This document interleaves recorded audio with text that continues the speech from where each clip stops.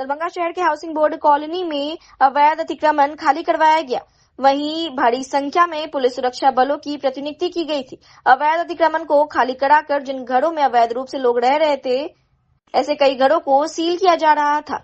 वहीं प्रशासनिक अधिकारी भी मौजूद रहे। अवैध अतिक्रमण खाली कराए जाने के संबंध में जो जानकारी मिली है, उसके अनुसार न्यायालय के आदेश के आलोक में अवैध अतिक्रमण को खाली कराया गया। जो लोग हाउसिंग बोर्ड कॉलोनी में अवैध रूप से घर या मकान में रह रहे थे, उन्हें यहां से हटाया गया। अवैध रूप से सैकड़ों लोग यहां रह रहे थे, जिनका कब्जा यहां से हटाकर खाली करवाया गया। अतिक्रमण खाली कराया जा रहा था। इस मौके पर मौजूद कार्यपालक अभियंता से हमने बात की तो उन्होंने कहा कि 14 तारीख से ही यह अभियान था।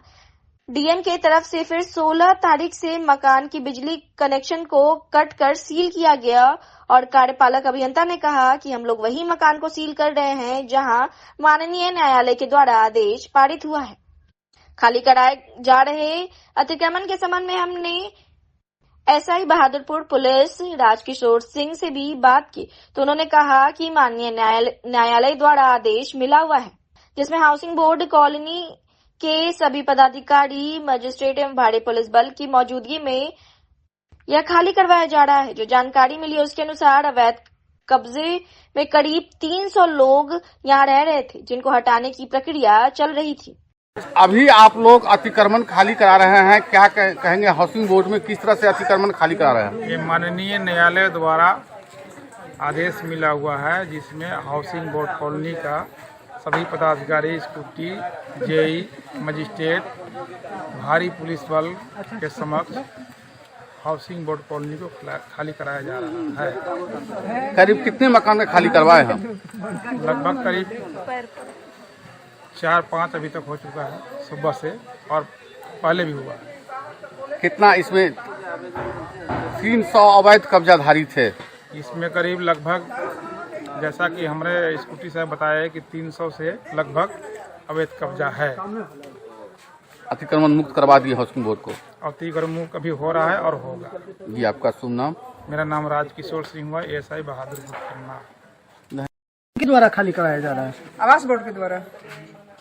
कितने दिनों से आप रह रहे थे यहाँ? 25 साल हो गया। लेकिन इसका अभी तक आपके नाम से अलॉट नहीं हुआ? अलॉट नहीं हुआ, लेकिन लिखा पढ़ी चल रहा था। लिखा पढ़ी चलता है, लेकिन आप लोग अवैध कब्जा कर रहे थे ना? अवैध कब्जा करके लिखित दिए हुए चिट्ठी आवास बोर्ड पटना का मेरे पास 25 साल आकर के चिट्ठी देख लीजिएगा। 25 साल से मैडम 25 साल से रह रहे हैं। एनजीओ को दिया जाए, लिखित दे करके रह रहे हैं। ऐसे नहीं रह रहे हैं। अगर ऐसे रहना रहता तो कल झंझट करते खाली भी जल्दी नहीं करते, दो थप्पड़ मार भी खाते। लेकिन क्या जरूरी है, उसे सरकार का चीज अपना ले लीजिए, लेकिन कम से कम 1 सप्ताह का समय भी देना चाहिए। मकान खाली करने के कोई वीटो पावर है कि 12 घंटा में मकान खाली कर दीजिए। कल भी हम मांगे हैं 2 दिन का समय, तो कहा है लोग कि 1 सेकंड के लिए समय नहीं दिया जाएगा। खाली कर रहा है तो भाई हम सहूलियत से कर दिए, पर मारामारी थोड़ी कर रहे हैं। आपकी चीज है सरकार की, हमको उसमें क्या है, खाली कर देंगे, लेकिन समय चाहिए ना। और सारा सामान निकला हुआ है, गाड़ी को बोले हैं तो गाड़ी वाला 600 रुपये जाएगा। बताइए, रात में हम किराए के मकान में कहाँ जाएंगे, कहाँ क्या करेंगे? क्या नाम हुआ आपका? किरण सिंह। कहाँ पर रहते थे अभी आप? हाँ, यहीं पर। नाम बोलिए। Housing board. हाँ, हाउसिंग बोर्ड। आज कितना मकान का अतिक्रमण खाली कराया गया इतने दिनों के बाद? आज कैसे? ये 15 तारीख से अभियान चल रहा है। जी जी, ठीक है। 14 तारीख से अभियान था। ये डीएम साहब की तरफ से लेटर इशू हुआ था, लेकिन 14 और 15 2 दिन फोर्स नहीं दिया गया है, तो 16 से हम लोग शुरू किए हैं। 16 को लगभग 18 मकान का बिजली कनेक्शन कट हुआ और 1 सील हुआ था। 17 को 12 मकान सील हुआ है और बिजली कनेक्शन कट करते हुए, मीटर हटाते हुए सील किया गया। आज सुबह से अभी तक जो है हमको लगता है लगभग 15 प्लस का सील कर चुके हैं हम। कितना अवैध लोग कब्जा किए हुए हैं आपके हाउसिंग बोर्ड में? टोटल ये 300 प्लस है, लेकिन अभी हम लोग वही मकान सील कर रहे हैं जो सक्षम न्यायालय से आदेश पारित हो चुका है, और वैसा 50 मकान है। अभी तक कितना मकान को सील किया गया है? लास्ट स्टेज में बस अब 10 बचा हुआ है। टोटल कितने हाउसिंग कॉलोनी में 300 प्लस अतिक्रमित हैं मकान।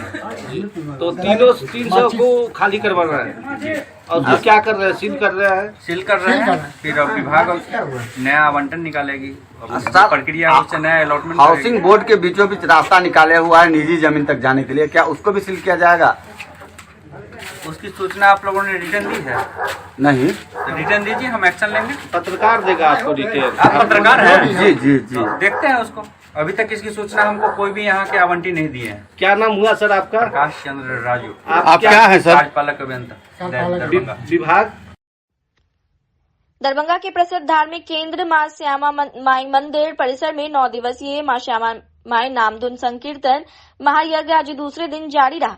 सुबह 6 बजे से दोपहर 12 बजे के बीच सत्र में संकीर्तन मंडली में महेश यादव, बोधनाथ सिंह और राजकुमार यादव, दोपहर 12 बजे से शाम 8 बजे के तक कालीन सत्र में अनुपमा मिश्रा, विभा झा, डॉक्टर ममता ठाकुर, डॉक्टर सुषमा झा और मनोज मिश्रे, और रात्रि 8 बजे से सुबह 6 के सत्र में पप्पू चौधरी, विपिन कुमार, मनोज कुमार झा, रामू जी और काशीनाथ झा के नाम शामिल है। वहीं वाद्य यंत्र पर संगत कलाकार के रूप में कीबोर्ड पर राम बहादुर एवं पारस पंकज झा, तबला पर कौशिक कुमार मल्लिक एवं चंद्रमणि झा, ढोलक पर मुरारी मिश्र एवं वीरेंद्र मुखिया और ऑक्टोपैड पर बिंदु जी और अमरजीत के नाम शामिल है। समय बिताने के साथ ही नवाह संकीर्तन के प्रति मिथिलावासियों में उत्साह बढ़ता जा रहा है। आयोजन समिति के सदस्य अपने अपने दायित्व के निर्वहन में संलग्न है।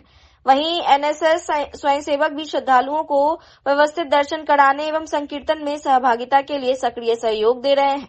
संपादित कार्यों की समीक्षा और आगे की योजनाओं पर आयोजन समिति के द्वारा नियमित रूप से विचार विमर्श किया जा रहा है।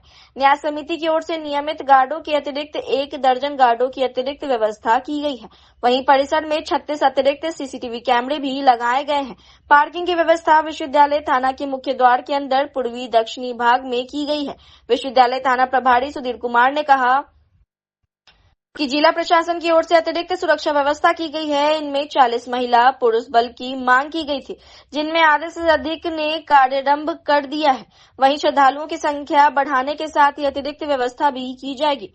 उन्होंने कहा कि मंदिर परिसर में महिला और पुरुष बलों की सादर लिबास में भी तैनाती रहेगी। न्यास समिति के अध्यक्ष प्रोफेसर SM झा ने खुद मंदिर परिसर आकर व्यवस्थाओं का जायजा लिया और आवश्यक दिशा निर्देश दिए। उन्होंने प्रभारी महासचिव मधुबाला सिन्हा को निर्देश दिया कि महिला श्रद्धालुओं का विशेष रूप से ध्यान रखा जाए। न्यास समिति के उपाध्यक्ष डॉक्टर जयशंकर झा ने बताया कि जूते चप्पल रखने की निःशुल्क व्यवस्था की गई है। भक्त यत्र तत्र कोई भी सामान न रखे। उपाध्यक्ष कमलाकांत झा ने बताया कि श्रद्धा राशि जमा करने की समुचित व्यवस्था की गई है। उन्होंने अपील की कि भक्तजन अपना दान सिर्फ दान पेटी में या रसीद कटवा कर ही दे, अनजान व्यक्तियों को नहीं दे। बिहार में 1,14,138 अभ्यर्थियों को शिक्षक नियुक्ति पत्र दिया गया, जिसमें दरभंगा जिला के 7,774 अभ्यर्थियों को नियुक्ति पत्र दिया गया। यह नियुक्ति पत्र बिहार के मुख्यमंत्री नीतीश कुमार के द्वारा पटना से शुरुआत की गई। वहीं इस मौके पर दरभंगा के सांसद गोपाल जी ठाकुर, दरभंगा के जिला अधिकारी राजीव रोशन, विधायक मुरारी मोहन झा, जिला शिक्षा पदाधिकारी समर बहादुर सिंह मौजूद रहे। शिक्षक नियुक्ति पत्र वितरण के संबंध में हमने दरभंगा के सांसद गोपाल जी ठाकुर से बात की तो उन्होंने कहा कि बिहार के मुख्यमंत्री नीतीश कुमार और बिहार के 2 उप मुख्यमंत्री सम्राट चौधरी और विजय सिन्हा का जो निर्णय था, बिहार में शिक्षकों की नियुक्ति 1,14,138 अभ्यर्थियों के बीच नियुक्ति पत्र वितरण हुआ। और सांसद गोपाल जी ठाकुर ने कहा, बिहार में जब से एनडीए की सरकार आई है, स्वास्थ्य हो, सड़क हो, शिक्षा हो, हर क्षेत्र में अच्छा काम चल रहा है और देश के प्रधानमंत्री नरेंद्र मोदी का इस क्षेत्र बिहार पर अति कृपा है। इस मौके पर जिला अधिकारी राजीव रोशन, मुरारी मोहन झा, प्रमंडलीय आयुक्त मनीष कुमार, RTI सत्येंद्र कुमार, DEO समर बहादुर सिंह, इनके अलावा शिक्षा विभाग के सभी संभाग के DPO उपस्थित थे। इनके अलावा सैकड़ों की संख्या में जिले के नियोजित शिक्षक भी उपस्थित थे। इस मौके पर जिला अधिकारी राजीव रोशन ने कहा कि इस प्रेक्षागृह में लगभग 200 से अधिक नगर शिक्षकों को नियुक्ति पत्र दिए गए हैं।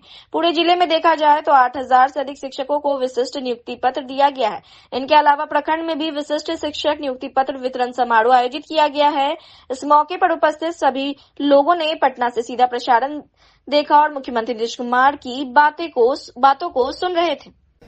आज विशिष्ट शिक्षकों को नियुक्ति पत्र वितरण का कार्यक्रम जिला स्तर पे और प्रखंड स्तर पे भी जिला में आयोजित किया गया है। जिन शिक्षकों ने सक्षमता की परीक्षा उत्तीर्ण कर ली अब वो विशिष्ट शिक्षक के रूप में नियुक्त होंगे। अभी आप लोगों ने सुना बिहार के माननीय मुख्यमंत्री श्री नीतीश कुमार जी के द्वारा सभी लोगों का उत्साहवर्धन किया गया है और जो ये आज नियुक्ति पत्र वितरण कार्यक्रम है उसके संदर्भ में बातें की गई हैं। तो सरकार का स्पष्ट निर्देश है कि भविष्य की पीढ़ी के लिए और शिक्षा के स्तर की गुणवत्ता को बढ़ाने के लिए लगातार प्रयास जारी है। ये एग्जैक्ट आंकड़ा जो है पूरे ज़िले का आज जितने भी लोग हैं वो हम अभी आपको बता देंगे। जो आज इस सभागार में हम लोग जिला स्तर पे दे रहे हैं वो 188 शिक्षक को हम लोग यहाँ बुलाए थे। पूरे ज़िले में जो विशिष्ट शिक्षक आज नियुक्ति पत्र प्राप्त कर रहे हैं उनकी संख्या 7000 से भी अधिक है। बिहार सरकार के माननीय मुख्यमंत्री श्री नीतीश कुमार जी और हमारे दो उप मुख्यमंत्री माननीय सम्राट चौधरी जी और माननीय विजय सिन्हा जी का जो निर्णय था बिहार में शिक्षकों का नियुक्ति 1,14,138 अभ्यर्थियों के बीच नियुक्ति पत्र वितरण होना था, जिसमें दरभंगा जिला का 1774 नियुक्ति पत्र हम लोगों ने वितरण किया है और सारे अभ्यर्थियों को अपने तरफ से शुभकामना भी देना चाहेंगे और जिला प्रशासन शिक्षा विभाग जो इतना बड़ा उपलब्धि पूरे राज्य में परिश्रम अपना कठोर परिश्रम करके जो काम किया उसको भी धन्यवाद और शुभकामनाएं बधाई। सर में जब से माननीय नीतीश कुमार जी का सरकार हम लोग एनडीए आए हैं तब से हर क्षेत्र में समय जो भी लगे सड़क हो शिक्षा हो स्वास्थ्य हो हर क्षेत्र में अच्छा काम चल रहा है और देश के यशस्वी प्रधानमंत्री श्रीमान नरेंद्र भाई मोदी जी का इस क्षेत्र पर बिहार पर अति कृपा है। आप देखे होंगे इस बार के भी बजट में जो बिहार को मिला देश में किसी राज्य को इतना राशि नहीं मिला। तो जो भी विषय है जो आपका प्रश्न है उस पर बिहार की सरकार तत्परता पूर्वक समय करेगी काम। सर पत्र आप लोग को मिला है, कितनी उत्साह इसको लेकर? हम लोग को बहुत दिनों से इसका इंतजार था कि हम लोग को जल्द से जल्द राज्यकर्मी बना दिया जाए। इसके लिए हम लोगों ने कड़ी मेहनत भी की थी और प्रतिफल भी सामने आया था। आज वो दिन आ ही गया जब हम लोग को नियुक्ति पत्र मिल गया। कहाँ के लिए नियुक्ति पत्र दिया गया है? अभी दरभंगा जिला है। अभी तो फिलहाल अपने ही विद्यालय में ज्वाइन करना है। लोगों पे सवाल उठते रहे कि आप लोग नियोजित हैं, आप लोग मुखिया द्वारा बहाल हैं, आप लोग अच्छा नहीं पढ़ाते हैं। हम लोगों ने हर जगह साबित किया। इवन हमारे नियोजित टीचर कितने सारे बीपीएससी क्रैक किए और उसके बाद भी साबित किए, फिर भी सब लोगों का जुबान बंद नहीं हो रहा था। इसीलिए पढ़ा तो हम लोग 10-12 साल से रहे थे। हम लोग को अपने एबिलिटी पे शक नहीं था।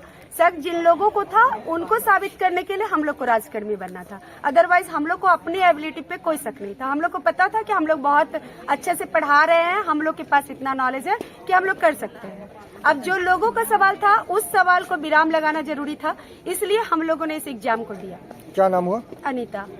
मुख्यमंत्री जी ने जो मंच से हम लोगों को संबोधित किया और उनका विश्वास दिखा हम लोगों के प्रति, तो हम लोग भी बहुत खुश हैं कि कम से कम उनको बहुत देरी से ही सही लेकिन हम लोग पे विश्वास तो जगा और हम लोग इस विश्वास पे खरे उतरे हैं और हमेशा ही उतरेंगे। बस उनसे यही अनुरोध है कि हमें जिनको ऐच्छिक स्थानांतरण चाहिए उन्हें दीजिए, लेकिन जिनको नहीं चाहिए प्लीज हमें अपने ही जगह पे रखिए और सेवा निरंतरता भी हमें चाहिए, क्योंकि हमने बहुत सालों से बहुत मेहनत से हमने काम किया है, तो उस मेहनत का फल जरूर मिलना चाहिए। धन्यवाद। क्या नाम हुआ? श्वेता भारती। शिक्षक के लिए। अच्छा, कहाँ के लिए आपको प्रतिनिधित्व किया गया है? सर अभी तो जहाँ है उसी स्कूल में रहेंगे। अच्छा, जब नया स्कूल ज्वाइन करने को कहा जाएगा, जब नया स्कूल मिलेगा तब ज्वाइन करेंगे। कैसा लग रहा है नियुक्ति पत्र पाकर? बहुत अच्छा लग रहा है सर। कब से इसके लिए आप लोग इंतजार कर रहे थे?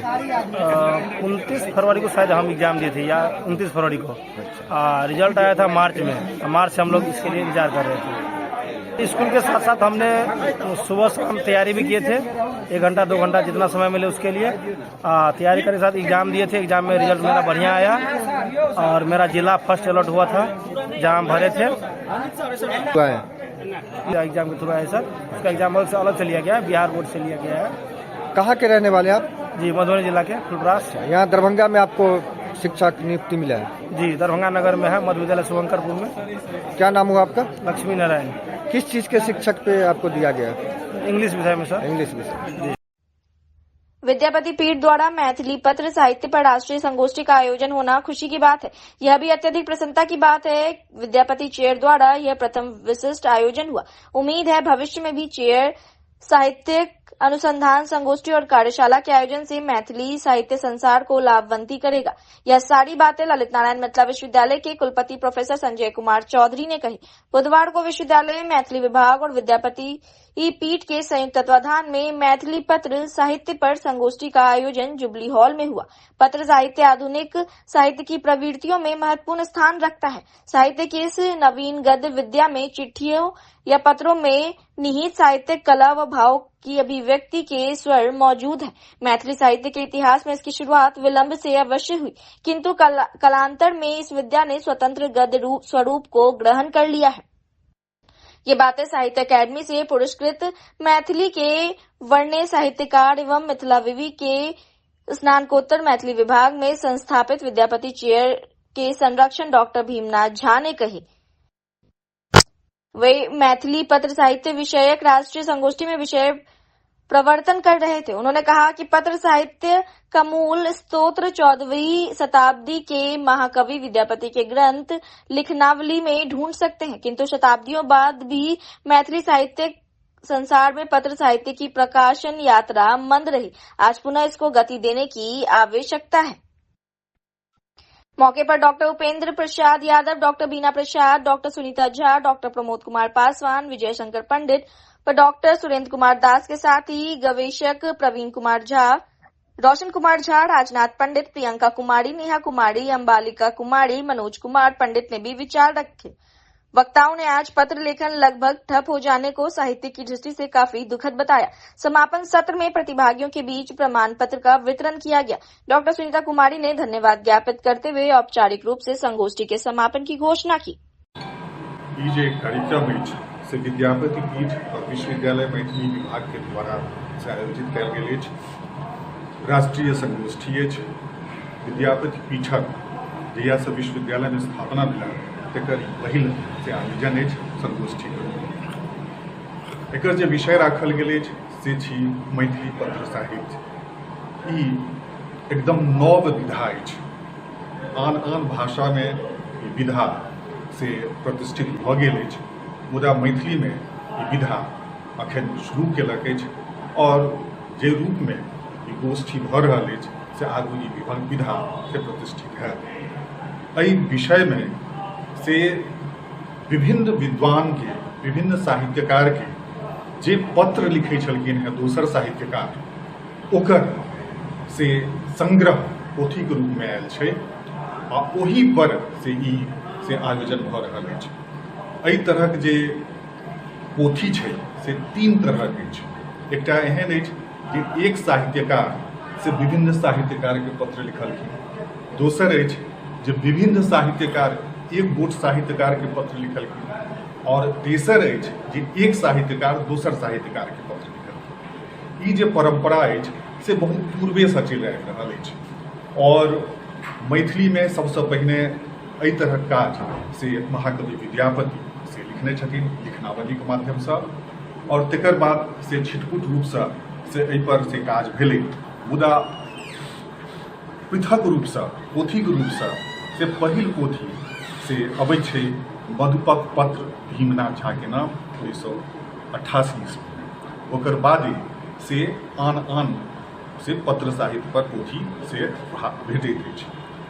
अखन जे संग्रह अछि पोथी के ताहिमे मोटा मोटी से 5000 पत्र से हैत और एकर अध्ययन से ई निष्कर्ष से निकालल जा सकै छै जे ई मैथिली साहित्यक जे आब इतिहास लिखल जेतै ताहिमे ई से दस्तावेज रूप में हमरा सबके से उपलब्ध रहत और पत्र में जना बुझे छी अहाँ सब जे ई यथार्थ बात रही छै, एहिमे से तोड़ मरोड़ नहीं रही छै। एकटा मित्र दोसर मित्र के लिखे छै तो वो जे भावात्मक जे संवेदना से एहि पत्र में से देखल जा सकै छै।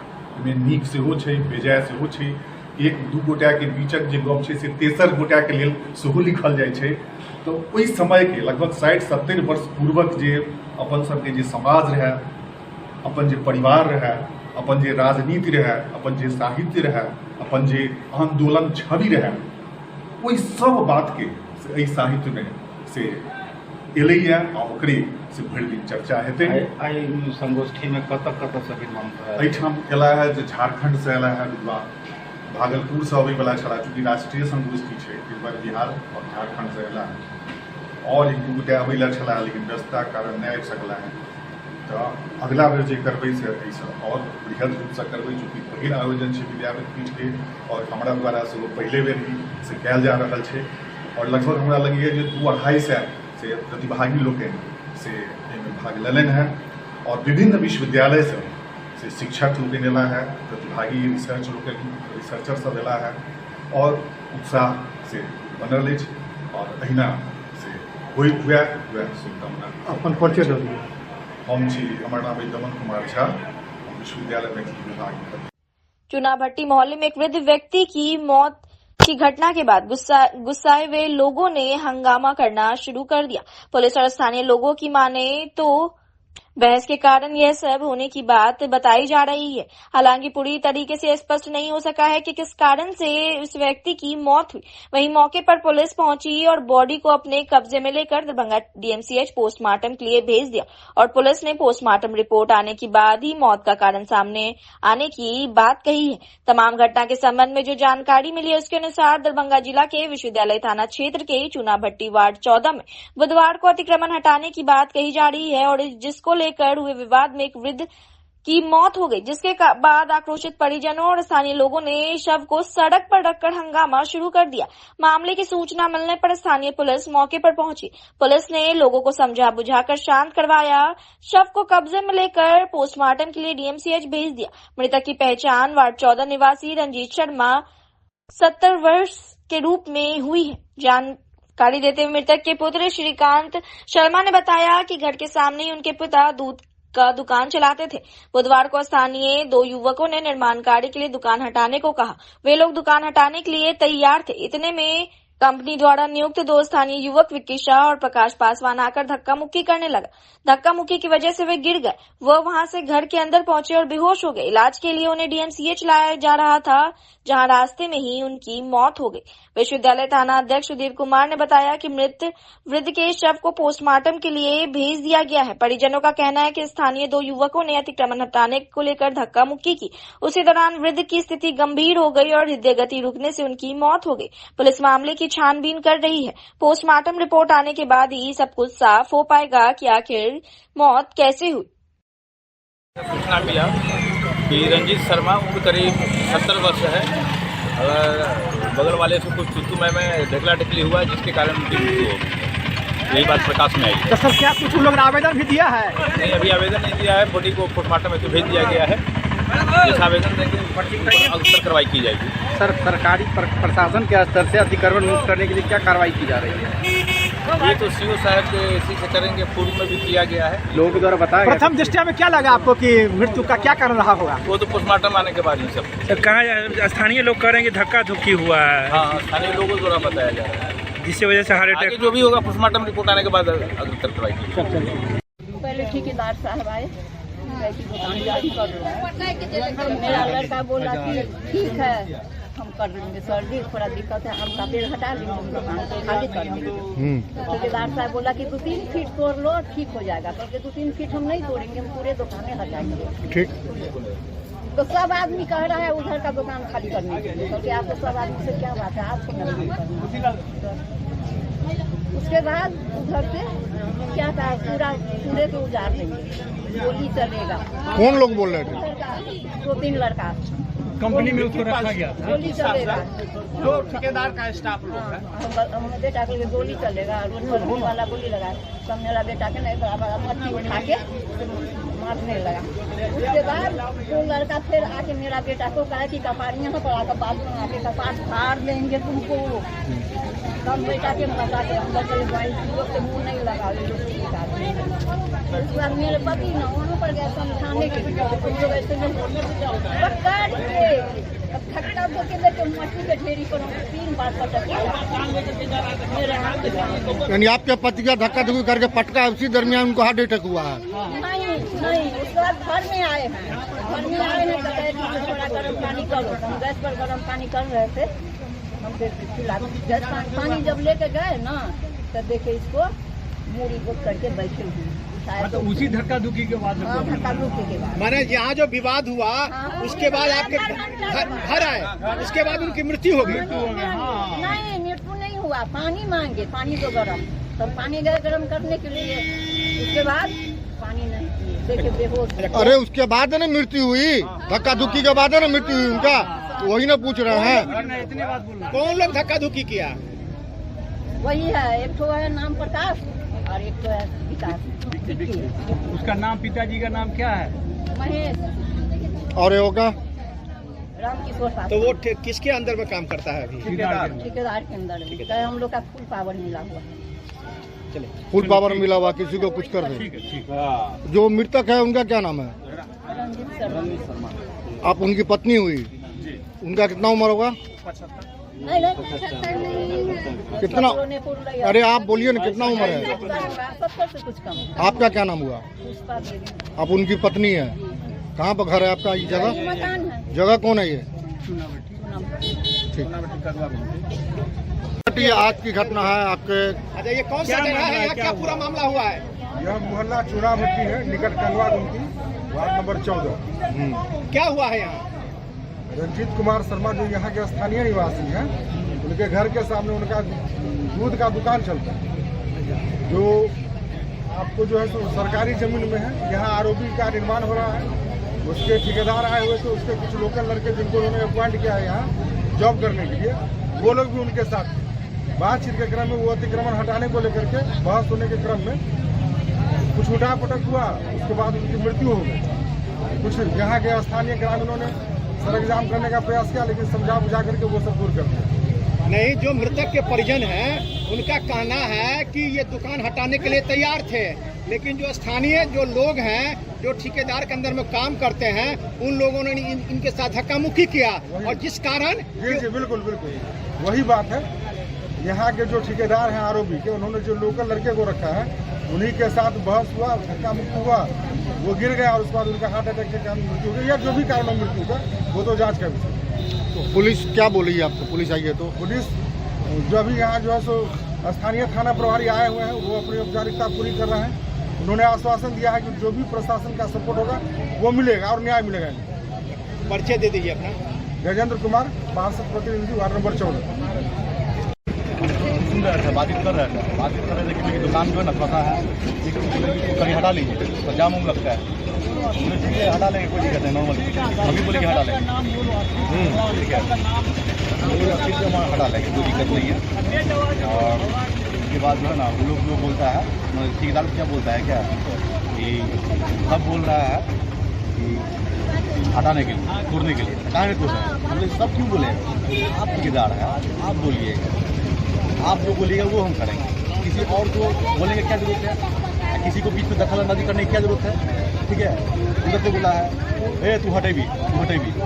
विक्की है, विक्की साहब यहीं पे है, उसका बाबूजी ऑटो चलाते हैं और ये समोसा लिट्टी का दुकान किए हुए हैं। ठीक है, महेश साहब उसका लड़का का नाम। ठीक है, इधर प्रकाश पासवान, उनके पिताजी का नाम हुआ रामकिशोर पासवान। ठीक है, वो क्या करता है, ये तोड़ो इसको। ठेकेदार को बोलता है कि तोड़ दीजिए, जेसीबी भगाए, तोड़ दीजिए। हमने तू कौन होता है बोलने वाला? तुम ठेकेदार होता है क्या यहीं? हाँ, जो तुम बोल रहे हैं, तो तू हटाई, तू तोड़ भी। करते करते यहाँ तक आया, ऐसे हाथ से बलिया पहने हुआ था। बोल की करिए, मर भी। बोले मारोगे तो मार लो आराम से। हम बोले मार लो। उसके आगे देखो क्या होता है, उसके आगे देखो क्या होता है। तुम्हारा हक नहीं है बोलने का, तुम्हारा हक नहीं है हटाने का। वो अतिक्रमण वाला आएगा, हटाएगा। तुम लोग कौन चीज हो? जमीन पे हो क्या? अपना पेपर है क्या तुम्हारे पास? हम लोग के पास पेपर है, अपना पेपर है, हमारे लोग के पास अपना पेपर है। घटना कैसे घटी? घटना घटी है कि हमारे बाबूजी समझा रहे थे, सब जो है सो खुटिया के जो है कि हटाई तोड़िए दुकान। हाथापाई हुआ, तो विक्की पासवान था, ठीक है, आराम किशोर पासवान का लड़का, प्रकाश पासवान, ठीक है, उसमें हाथापाई हुआ। दौड़ा अचानक आया तो बाबू चले गए घर में चले गए तो उसको आराम करने के लिए गया। जब माँ गई अंदर में देखता है आँख उल्टा, हार्ट अटैक। आपके बाबूजी के साथ हाथापाई किसने किया? विक्की पासवान, ठीक है, विक्की शाह, रामकिशोर पासवान का जो लड़का है, आपको प्रकाश पासवान, वो और बस वही लोग। उसी दरमियान हार्ट अटैक होने से मरा? उसी दरमियान हार्ट अटैक, उसी के कारण ही हुआ। नहीं तो अच्छे खासे थे हमारे बाबूजी, सुबह उठते थे। ठेकेदार से भी हुआ झंझट? नहीं, ठेकेदार से कोई रोल नहीं है इनका। जो आपके बाप पिताजी जो एक्सपायर किए, उनका क्या नाम है? श्री रंजीत शर्मा। उम्र कितना होगा? उम्र होगा लगभग 70। क्या पहले से भी कोई किसी तरह कोई बीमारी कुछ नहीं था? मेन बात हो गई कि आरओबी जो बन रही है, रोड पुल बन रही है, उसको लेकर के खाली कर हुआ है, यानी ठेकेदार के अलावा कोई आम पब्लिक के द्वारा झंझट किया गया? जी। ठेकेदार तो कुछ नहीं बोले थे, वो तो बोले साइड करने के। हम तो बोले सर साइड कर लेंगे, क्या है, करोड़ों का संपत्ति थोड़ी है, साइड कर लेंगे, 2 मिनट में हटा लेंगे इसको, उसमें कोई दिक्कत नहीं। लेकिन यहाँ पर का लोगों का प्रॉब्लम होता है, यहाँ पर का लोगों टॉर्चर करता है। ठेकेदार तो सीधा अपना काम कर रहा है, ठीक है, लेकिन लोग क्या होता है ना, उसको टॉर्चर करता है, और टॉर्चर करके ये बोला जाता है कि इसको दुकान को हटाइए, तोड़िए। प्रशासन आई है? प्रशासन आई थी थोड़ी देर पहले, जब बाबूजी को लेके जा रहे थे ना टेम्पो में बैठा के, ठीक है, तो डीएमसी पहुँचते ही डेट कर गए वो, मतलब कि वहाँ पहुँचे भी नहीं, आधा रास्ता में रहे तो डेट कर गया वो। आप लोग रोड को भी ब्लॉक किए थे, लाश रख के रोड ब्लॉक किया? जब कोई सुन नहीं रहा था ना यहाँ पे, ठीक है, जब कोई पब्लिक नहीं था यहाँ पे, तो हम अकेले फुट के चिल्ला रहे थे, ठीक है, कि हमारे बाबूजी का कोई इंसाफ करे, ठीक है। तो यहाँ पर का लोग हमको सपोर्ट किए, ठीक है, सपोर्ट करने के बाद जो है तो बाबूजी को यहाँ पर रखे, नहीं प्रशासन को बुलाया जाए, तो ऐसे तो नहीं सुनता कोई अकेले जो चिल्लाएगा तो प्रशासन आएगा, पब्लिक मूवमेंट आएगा तभी तो आएगा, ठीक है। तो यहाँ पर जाम करने का जो है प्लानिंग किया गया है, ठीक है। उसके बाद जो है जाम आया तो प्रशासन वो सर आए, सर आने के बाद जो है सारा। कौन थाना आया था? कौन थाना आया था? आपका क्या नाम है? श्रीकांत शर्मा। कहाँ पर घर है आपका? कौन जगह का मामला? लक्ष्मी सागर। आपके पिताजी एक्सपायर कर गए? मेरे पिताजी।